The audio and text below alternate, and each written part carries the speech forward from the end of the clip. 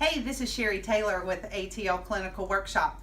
Today I want to talk to you about Lovenox. You know, Lovenox could be a common thing that you get to administer a sub-Q to a patient.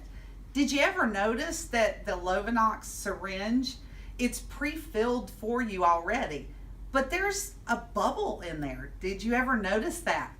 A lot of students think that, you know, because we're so used to the bubble conspiracy and we got to get the bubbles out of the syringes. But this is one instance where you actually leave the air bubble in there. And if you turn the syringe, kind of like this is your needle, pretend, turn it upside down to where the needle is down and it pushes the air bubble up.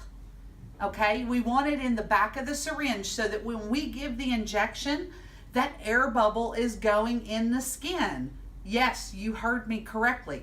We're not in the vein, so it's not like we're going to cause an air embolus. What we're doing is we're using that air to push the medication all the way into the subcutaneous tissue. That's the fatty tissue. We want the medication to get down in that tissue and not seep out so that it can go to work.